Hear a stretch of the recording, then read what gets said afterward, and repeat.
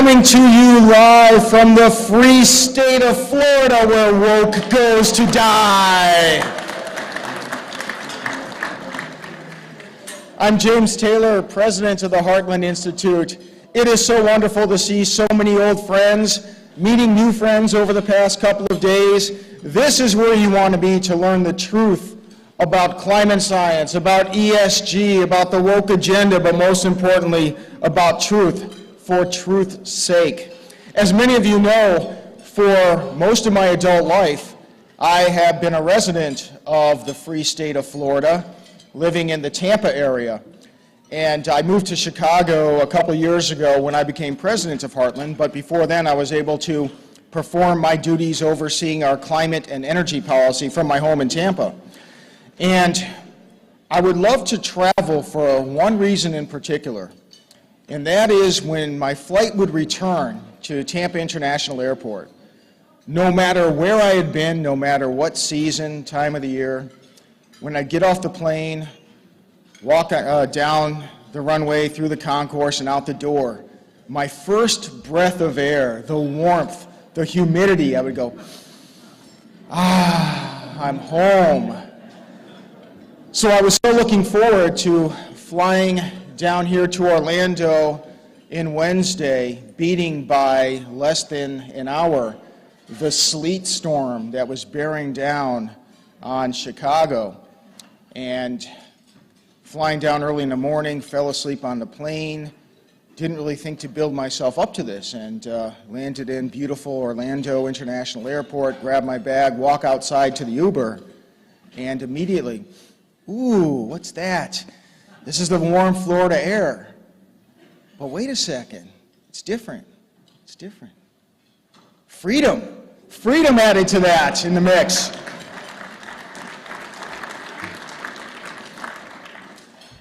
Joe and Diane Bass. Joe is the founding president of the Heartland Institute. Joe, stand up.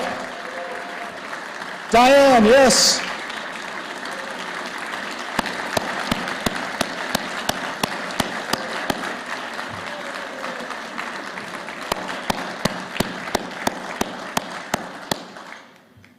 For more than 30 years, Joe Bast led the Heartland Institute. It was Joe Bast who, there we go. It was Joe Bast who brought Heartland to where we are today. It was Joe Bast who had the idea for this International Conference on Climate Change. Joe Bast is a great man, but Joe Bast has one flaw. For all the time that I was with Heartland overseeing energy, environment, climate policy, I could never convince Joe to hold an ICCC here in Florida, but now we've brought it to you.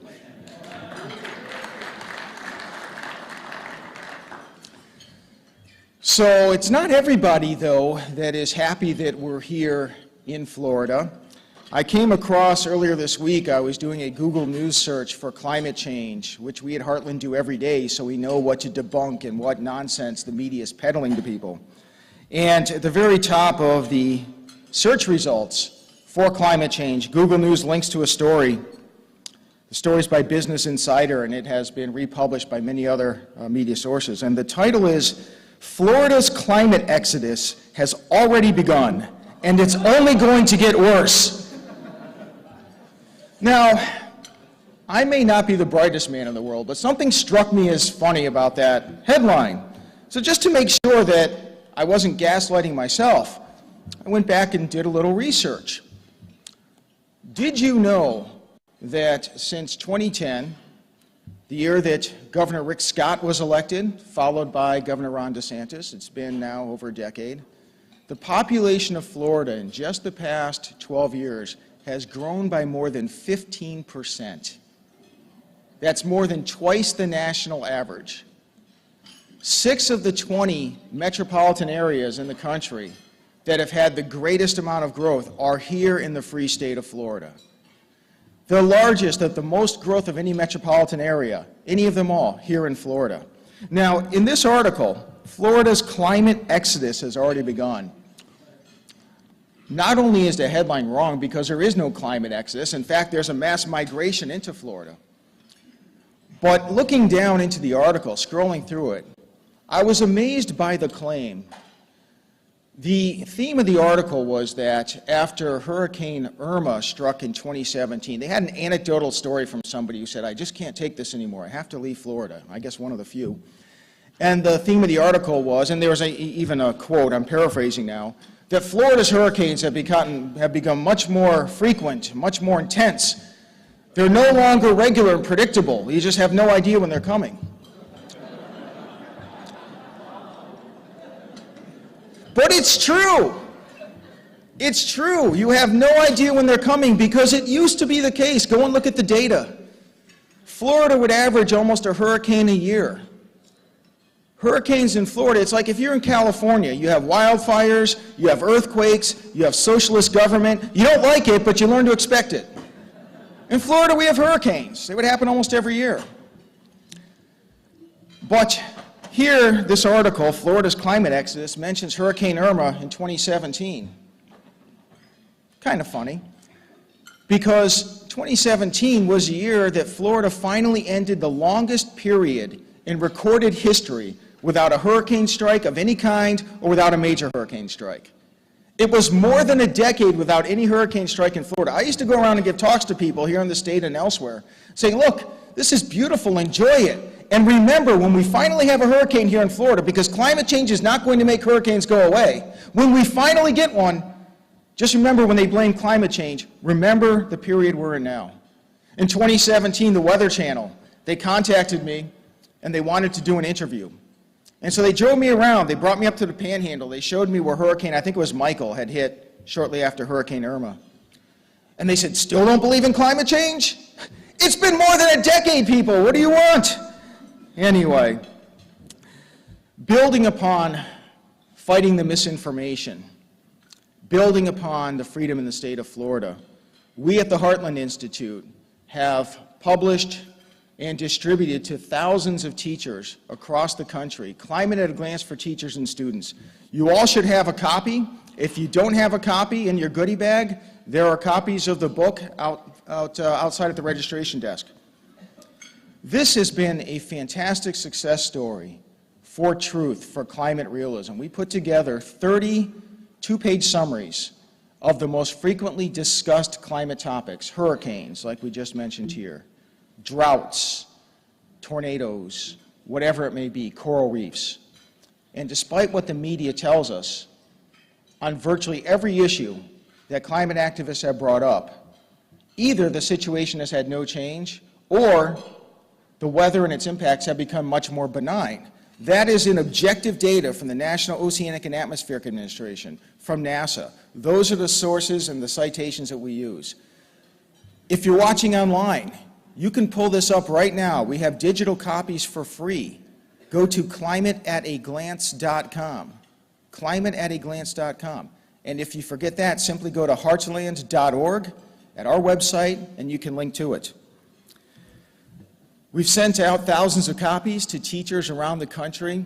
I'll tell you what, it's amazing and inspiring for all the uphill battles that we fight, for all the one-sided media propaganda, for all the propaganda in the schools. There are still rays of hope. There are still beacons of light. We've received letter upon letter upon letter from teachers who have said, wow, fantastic. I mean, the first day that they received them, fantastic. I could not believe when I saw this in the mail. I finally have a resource that I can use to teach people what I've known to be the truth. It may not be the majority of teachers, but there are enough teachers out there that if we get them the information, we will break through the monopoly of propaganda that is being foisted upon students in this country. I would like to thank each and every one of you in this country, in this room, each and every one of our donors who made this happen. It's because of you that the truth is being told about climate change.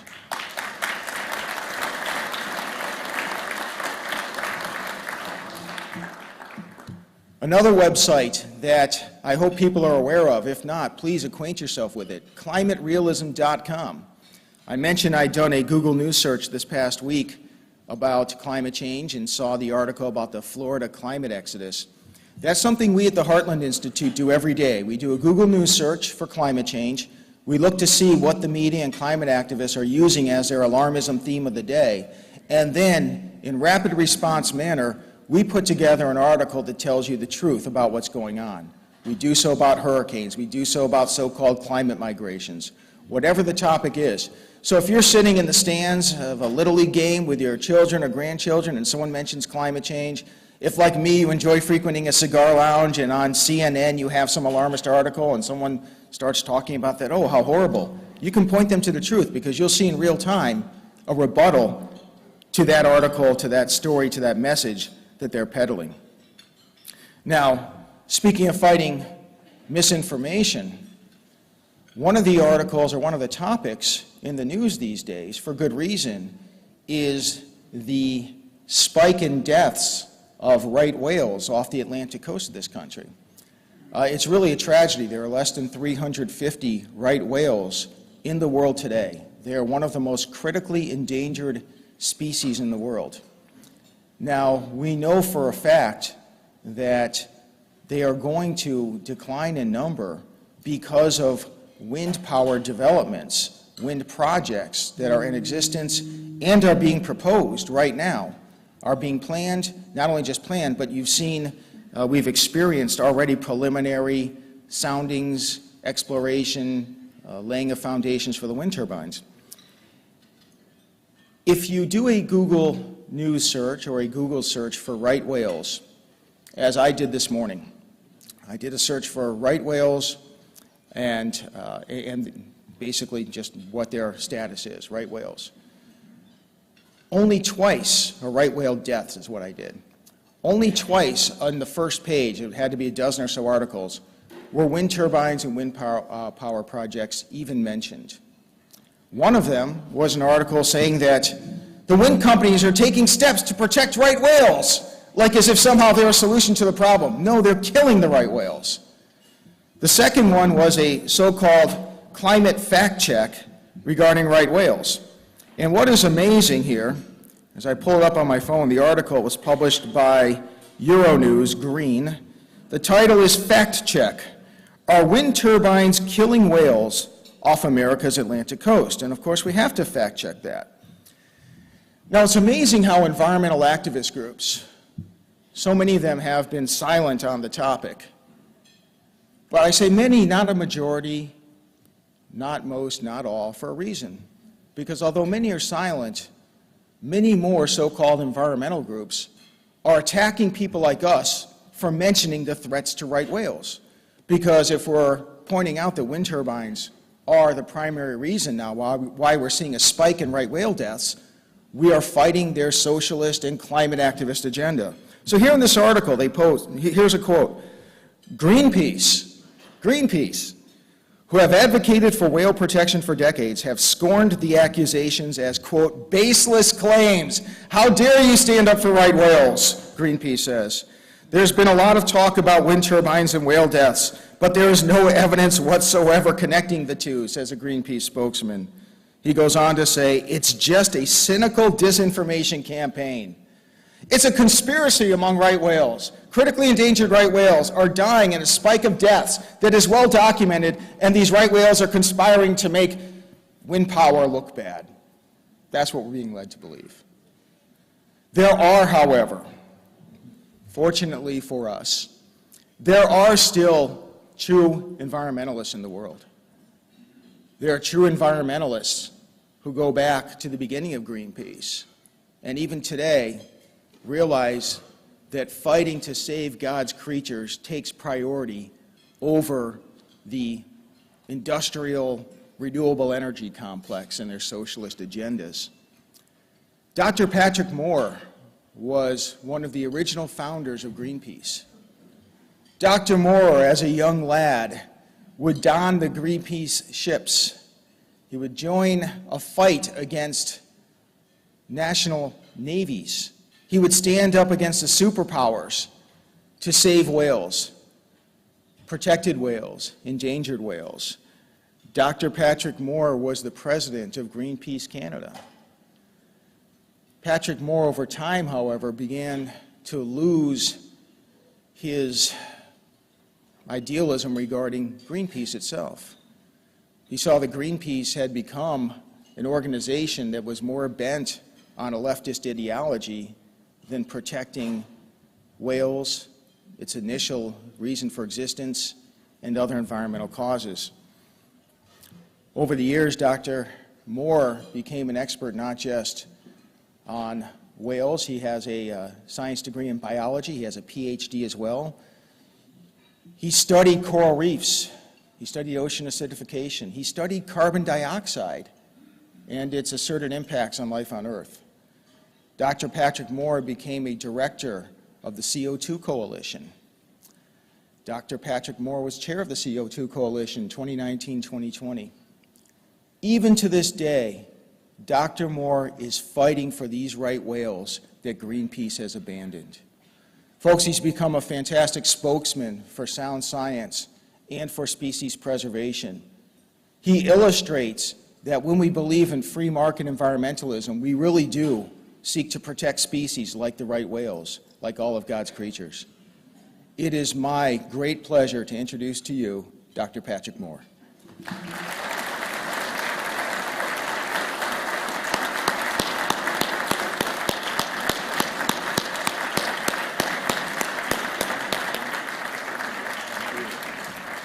Thank you, James. Excuse my informality. I came from a place where it's 10 below and it's too hot to wear a jacket in here. Where am I here? There I am. You will perish in flames, but I took that from Ghostbusters. Mark Moranis runs up to the buggy in Central Park and screams to the horse, "Are you the gatekeeper? Are you the gozer?" And then looks up at the driver and says, "You will perish in flames," and runs off. So I think it's perfect, actually, because that is kind of what they're saying. They are saying that the Earth is going to end in flames from climate change, and I'm going to show you why that's not true. Here's where I was born. Some of you have seen this before. I'm sorry if there's a repetition, but I came from this remote float camp on the northwest tip of Vancouver Island where there was no road, and I went to school in a boat every day. But I soon learned city ways, got to UBC, did a PhD in ecology after doing an honors science in biology and forestry. And I'm trying to get back to my hippie roots. Trying to get the fro back, you know. Because the world's gone crazy, has it not? Have you noticed? That people are saying things that I just don't know how they think like that. Here we are on our first campaign to stop U.S. underground hydrogen bomb tests in the Aleutian Islands. That's what motivated us. At the time, it was the height of the Cold War, the threat of nuclear war, and both Russia and the United States were building more and more nukes every day. This was the peak of it. President Nixon, because we did this, canceled the remaining hydrogen bomb tests, and that was the end of H-bomb testing for the United States. We took on the world's largest powerful organization, the United States Atomic Energy Commission, and won. Because the day that bomb went off, tens of thousands of people marched on the Canadian border from north and south and joined hands. And it wasn't till a few months later when the president made his decision. Here I'm sitting on a baby seal off the east coast of Canada. We stopped that too. 250,000 baby seals were being clubbed to death with their mothers. And we didn't think that was right. It wasn't really an issue of extinction or anything. It was just like inhumane. And here we are on the first campaign against the Russian whalers in the North Pacific. We went there in an 85-foot boat, 500 miles offshore, and got in front of their harpoons. Here we are approaching them for the first time. We took blue jeans, ballpoint pens, and something else. People told us the Russians would like those things if we made, gifts to them to show that we were peaceful. And the first thing that they ever said to us as we approached their boat, because we were all hippie looking, and they said, "Hey, you guys got any acid?"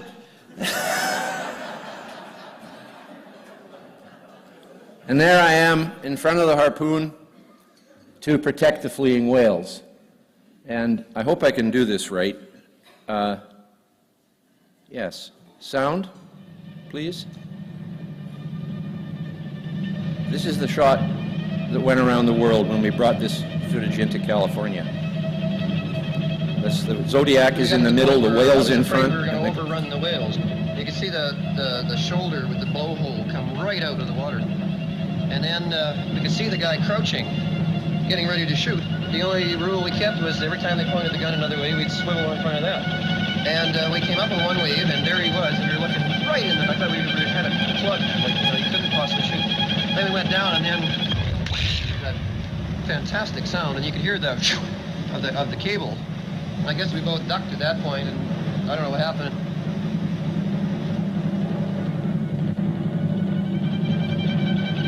I was in the boat that filmed this, driving the boat with the cameraman. Mr. Chairman, ladies and gentlemen. That was the introduction at the International Whaling Commission, where they pompously sat around and presided over the decisions to how many thousand whales could be killed each year. But that ended. Anyways, I left Greenpeace because it lost its humanitarian orientation. We started out trying to stop nuclear war, and it ended up 15 years later they were calling us the enemies of the earth. And I didn't like that idea that we were some kind of original sin. And they also were peddling junk science for donations.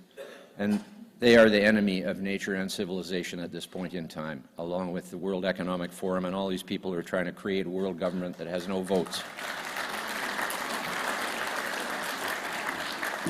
James talked about the windmills. This is what they're going to do on the east coast of the United States. At this point, 1,500 of these wind turbines are proposed. They have to dig a huge hole in the bottom to put a concrete foundation. You can imagine with 5 or 15 megawatts of force on a propeller that you can't just stick these things in the ground like a stick. You have to put a massive base on them. That means excavating 1,500 huge holes in the bottom of the sea in the sediment and muddying the waters for the baleen whales, which feed by straining their food through their baleen. And they also use echolocation, and it would be nice if they could see 10 feet. So this is their migratory route. This is the feeding route for right whales, the humpbacks, of which there are 4,500 there. James mentioned the endangered North Atlantic right whales, but there's 4,500 humpback whales. They go down to Puerto Rico, DR, Dominican Republic, to breed, to give birth, and to breed. But they come back up here every year, and this is where they live. And so this is what's happening. There's a 400% increase in whale deaths on the beaches of the Atlantic coast that started since 2016. And now they're doing these sonar soundings. Whales are an acoustic animal. They do have eyes, but they can only see a short distance in water. They do most of their echolocation by sound. And so this is going to be a lot of sound from these turbines and their construction. There, I've got a thing down here. Oh, here's the evolution of us. Homo sapiens is 300,000 years old. That's all. And it's just the tiniest little blip on the top of this chart that shows the history of life on Earth. And these are the key developments. First, there was just water. Then there was single-celled life, all the way up to where it says multicellular life near the top. One cell invisible to the eye with no nucleus in it. Then photosynthesis happened where these single cells could use carbon dioxide in the water to get their energy, to make sugar. Then eukaryotes means there's a nucleus in the cell. Up until then, the cell was just a package with all stuff floating around inside it. Now a nucleus for the DNA got formed. Multicellular life did not begin until 1 billion years ago. And then it proliferated. Look how many key points there are up near the top there. Life just went boom. But this is what life looked like for 3 billion years. That's it. Water with everything invisible. Sponges were the first multicellular life to exist on Earth 600 million years ago. And this was the beginning of anatomy, of different types of tissues developing in species and ending up with us, amazingly enough. If you ever get a chance to read this book, I would do so. Stephen Jay Gould was possibly the greatest evolutionary paleontology guy ever existed. And he's a prolific writer. He wrote essays every month for 30 years about this sort of thing. And the Burgess Shale is in Canada in Yoho National Park, and if you can make a reservation to go there on a hike and see these fossils of 500-million-year-old species that they're digging out of the shale there. It's a really cool place. This is what life looked like 500 million years ago. There were no creatures with shells yet. Everything was like a jellyfish. The life forms that existed then, most of them have disappeared forever. Because it was Charles Walcott who discovered the Burgess Shale, and he saw all these fossils, and he tried to place them in the taxonomy that we have today. And he just made a lot of mistakes, because there is no taxonomy of these things today. They are gone forever, and that's the way it works. Okay, so 100 million billion tons of carbon are tied up in carbonaceous rocks in the surface of the earth. Chalk, limestone, dolomite, marble are all of life origin. Shelled creatures learned to make armor plating for themselves 500 million years ago, many different species. It was such a brilliant thing to do if you were like a jellyfish and you could make a shell for yourself to protect yourself from predation, like a clam, an oyster, a barnacle, a mussel, a crab. All these species figured this out. But they also didn't realize at the time, apparently their IQ was somewhat lower than ours, but actually we didn't figure out what I'm going to tell you next either. They didn't figure out that if they kept taking the CO2 out of the ocean, it would also come out of the air to replace the CO2 they took out of the ocean, and eventually the CO2 would be so low that life would die. This is the truth. 100 million billion tons of CO2 taken out. Okay, this one's really complicated, but please bear with me. I can't use a pointer here because of the two screens. I've always wanted to be able to do this, but it ain't going to happen. You can see there, just look at the big circle first. Here is a 200 million year period where CO2 and temperature, CO2 being the purple line, temperature being the blue line, where they are completely out of sync. They are going in opposite directions for 200 million years. This does not indicate a cause-effect relationship. I agree that CO2 is a greenhouse gas, but it is maybe 2% compared to water. And water is the greenhouse gas. And also the ice reflects, and the clouds reflect, hold heat in down and reflect light back up. Clouds are the wild card in this whole thing. And so we just do not know why this pattern exists. We don't know why these ice ages happened. See, on the very far right, that's our ice age, the Pleistocene that we're in now. The irony of this whole thing is it's colder now than it has been nearly in the whole history of the Earth, except for the second one, the middle blue arrow pointing up to the Karoo. It was 100 million years long, an ice age that lasted 100 million years. Ours is only 2.6 million years old. It appears as though we are already at the beginning of the 80,000-year slide into the next glacial maximum. These are 100,000-year cycles. I'll get to that.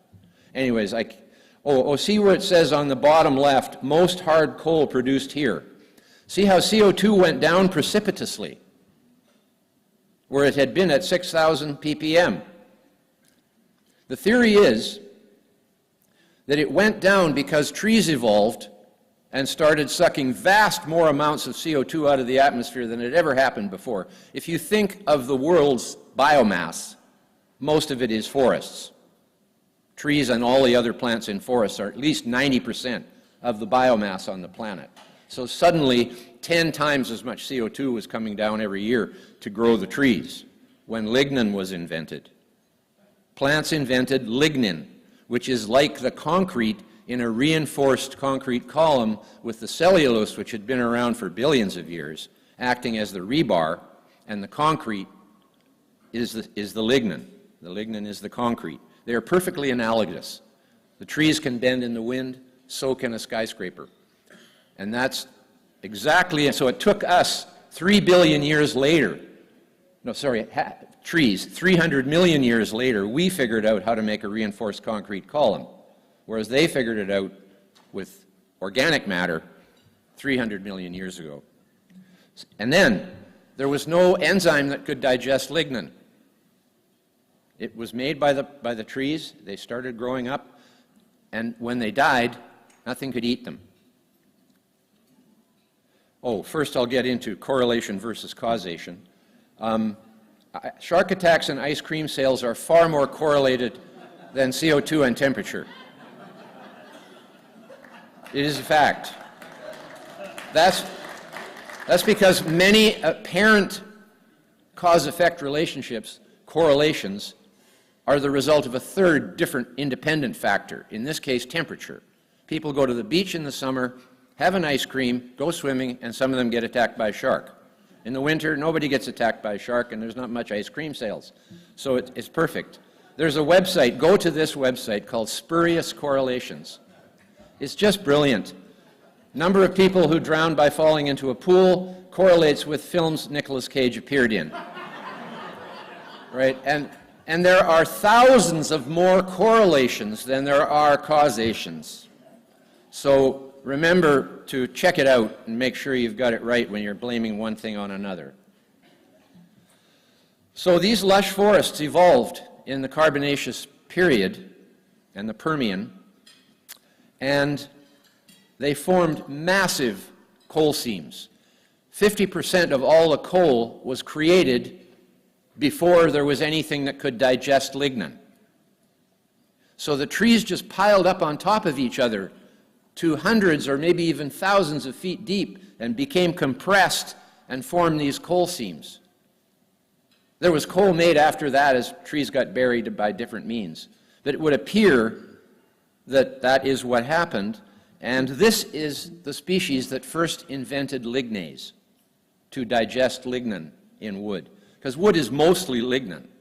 The cellulose is a smaller proportion of the wood.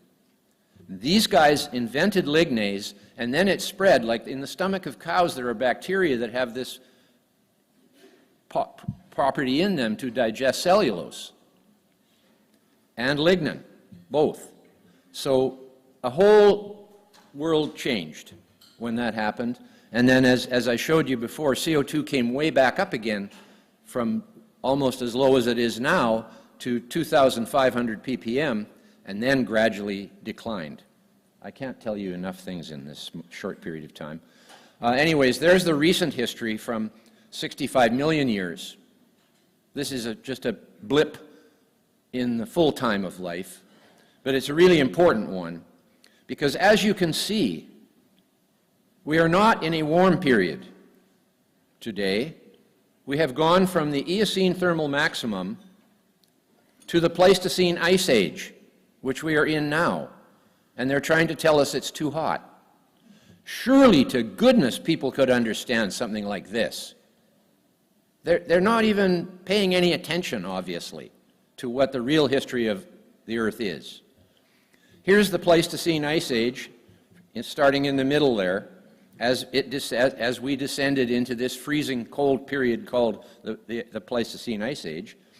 And as you can see, at the bottom, there's where people evolved, and it's still getting colder. This ice age might get colder than it is now, because the other ones did. The 100 million year one did.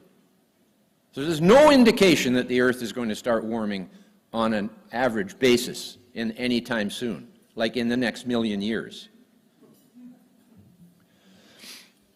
It would be pretty obvious from this graph, as you see where CO2 has gone as a result of our emissions on the far right. The temperature didn't follow it. As a matter of fact, the 3 previous interglacial periods, which are named, there's 42 interglacial periods going back to the beginning of the Pleistocene. Most of them don't have names, but they did have the courtesy to name the 3 before the one we're in now, the Holocene. They're all warmer. The sea level was much higher in all of those, and polar bears survived through those, because polar bears started to evolve long before 300,000 years ago.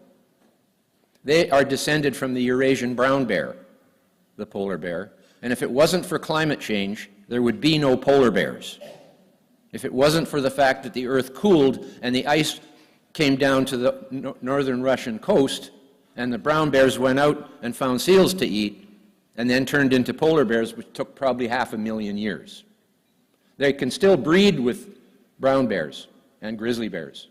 Grizzly bears and Eurasian brown bears are the same species. They came across the land bridge when we did. This is Al Gore talking about how high the CO2 has gone. But he knows that temperature change precedes CO2 by an average of 800 years in these cycles. You have to tweeze it out by taking each sample. This is like compressing a whole lot of data when you look at it like this. But the fact is, it is the temperature that causes the oceans to warm and give off CO2 and then cool and reabsorb the CO2. That is the scientific truth. You take a glass of cold water out of a fridge and put it on your counter, small bubbles begin to form in it as it warms. That's the gases coming out. Put it back in the fridge, the bubbles are reabsorbed by the water. It's a common knowledge among people who study gases in water. Not too many of them. This is the present situation from 5,000 years ago. We are clearly in a descent, on average, of temperature on the Earth. The Little Ice Age is about the coldest, along with the Dark Ages, the coldest it had been for 10,000 years. And it's going down. So we don't have to worry too much about it, and neither do our grandchildren. But that's the 80,000-year descent beginning. And this one is my favorite, actually. This is a temperature record by thermometer from when the thermometer was invented in central England, away from the sea. It's, I think, 3 different sites were combined to form this record. The black line is annual CO2 emissions. It has not had any effect whatsoever on the temperature. Otherwise, the temperature would follow it up, just like in Al Gore's graph there. The temperature would go up. Look at the period back before we even started using fossil fuels, where the temperature increase and length of time was a little bigger than the one that occurred just recently. So there's no evidence here whatsoever that CO2 is doing anything to the temperature. Absolutely none. And this January, the average temperature was in fact 0.04 degrees lower than the 1991 to 2020 average. So these ups and downs, there's cycles within cycles within cycles within cycles, and they all have different periods, and they don't make sense to us. Many times they don't make sense to us. But we do make sense out of the fact that the temperature has been gradually rising for 300 years since the Little Ice Age got the coldest it was, and CO2 has not had any effect on the rate of temperature change through that 300-year period. I don't know how they get away with it. Oh, this is one of my favorite ones. This was the Global Carbon Project 2010. They've somehow disappeared from Earth, but they did a really nice job here. This shows how many billion tons of CO2 there is, of carbon there is, as CO2 and as plants and as soil and as the Earth's crust. And there's the 100 billion tons of carbonaceous rocks in the Earth's crust. I came back to this again. I just wanted to show you some cool things.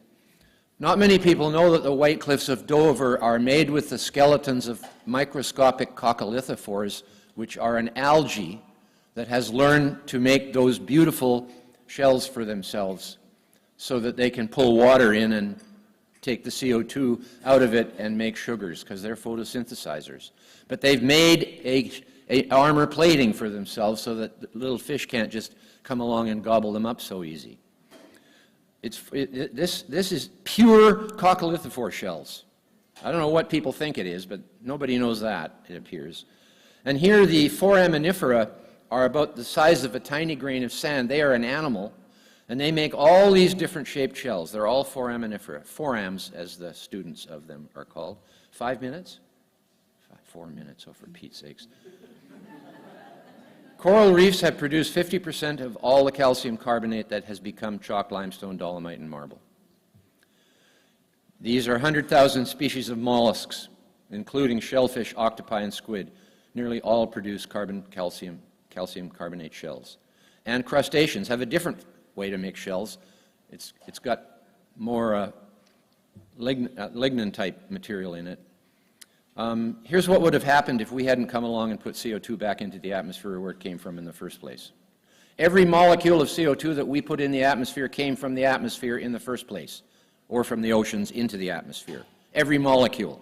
We are not doing anything new. We are simply putting it back where it came from. This is the Royal Horticultural Society saying that the reason plants grow better is because you talk to them. No, it's because you are breathing CO2 on them. 50,000 parts per million instead of the ambient 420. And they don't know that, and they never will, apparently. Just quickly, forest fires. This is what happens when you're stupid, and then you die. Building a suburb in a pine forest, which is pitchy and catches on fire real easy. As a matter of fact, the trees did better than the houses, didn't they? Because they're used to fire. This is what they did. This is what you should do when trees are near buildings. Do not plant coniferous ones. Plant broadleaf trees that aren't pitchy. And leave open areas. Be selective in what you do. This is never going to have a catastrophic wildfire. This is. Just in Oregon, where 400,000 hectares of acres of forest were burnt, half the trees were killed, approximately. They left all the dead trees standing for the last 5 years to dry out. And when the next fire starts, it'll kill all the rest of the live trees. This is not forest management. Most of the federal land is west of the Mississippi. National forests, national parks, BLM land. Most of the politicians are east of the Mississippi. So they can make rules about the federal lands in the west that don't affect their own constituents and look all goody-goody about protecting the environment. But what they're doing is these greenies from the inner city, this is just out. How many of you have seen this? The U.S. Forest Service has exterminated the left-hand side of that graph and said, and when asked why, they say, we don't know where the data came from. Well, where the hell else did it come from but themselves? They're the ones who are looking at the forest fires and forests. They obviously had this data, and they've taken it out to make it look like it's getting worse. In 1750, when wood was the only major fuel for heating and everything else, Europe had been reduced to less than 10% forest cover. Today it is 43% because of fossil fuels, making it so you don't have to use wood for everything. That's why. This is the Amazon, satellite photo of the Amazon. They say it's being destroyed every day, rapidly, almost gone. No, less than 10% of it has been turned into agriculture, as if that's an evil pursuit. This is the Congo in Africa. They say the same thing about the Congo. There's no one there to see what's happening hardly. because people don't go to the Congo for a holiday, and most of them don't go to the Amazon rainforest for a holiday either. Maybe they go up the Amazon River in a boat, and all they'll see is trees the whole way they go. The Earth is greening due to CO2. This is the main thing that the CO2 is doing, is greening the Earth, making our agriculture more productive, etc. And that's my talk. Please buy my book, Fake Invisible Catastrophes and Threats of Doom. Thank you.